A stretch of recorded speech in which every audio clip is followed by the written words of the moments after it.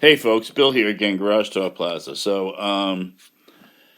lot of people have been calling in, writing in, emailing in, texting in about what the vermiculite situation with the FedEx situation. Well, that's Zippo canceled, done, amundo. No more vermiculite shipments via FedEx. So everything's going out with our own vermiculite sales trucks. It's called vermiculite trucking.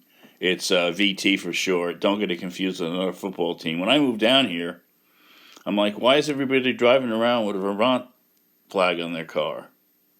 I never heard of VT before I came down here. So we got our vermiculite trucking industry going out there. It's VTI for short. So far, sales have remained flat since we had to switch over delivery operations. So a lot of people have been thinking about it, like in my age group, they're thinking about, quite frankly, the end. So I had a couple thoughts I just figured I'd throw out to you. You guys can see what you think. So, all right, a guy comes out, say 1953, he comes out, and he's out for like 3 hours or something, 3 days, something like that. So he clocks in. He hits the clock, and if he could find out on the clock when his time's up, a lot of stuff, nothing to worry about. So say this guy clocks in he's 3 days out, just been born, 3 days old, clocks in and says, well, you're clocking out at 16:20.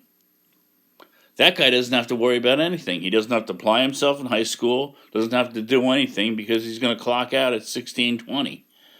So that's just my own thought on it, which should be save a lot of people useless anxiety. So then another guy comes in, he clocks in, same thing, everybody clocks in 3 days old.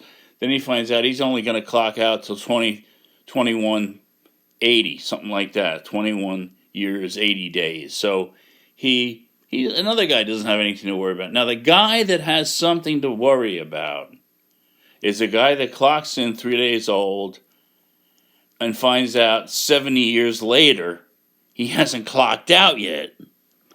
Not good. Not good, because that guy had to go through all the shit that you have to go through in 7 years. So I was telling my neighbor this across the street, and his caregiver, she was like, well, then you wouldn't know what it was like to drive your little red car. Exactamundo, because you would never know that there's a little red car if you clocked out at 16:20. Hence, you don't know, you don't care. And then you go one step further, never clock in. Never clock in. If you never clock in, you don't know anything. So it's just better off instead of waiting 70 to clock out. Don't clock in. So that's my little 2 cents I'm putting in there for you today. Let me know in the feedback column, we're running a column now in the New York Times every day, right under Nick Kristoff's column.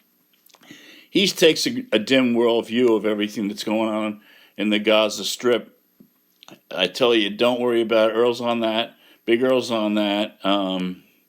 So he's going to tow that bad boy right out to the Pacific, put it on the equator somewhere, probably a little south of Hawaii, so it's away from everybody, so they can't just lob in snowballs and stuff, because you have a snowball's chance in hell of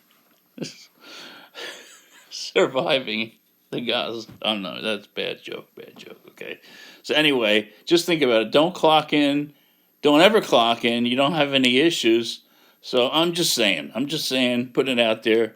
So I hope you enjoyed this edition of Garage Talk Plaza. We'll have another edition coming up very shortly.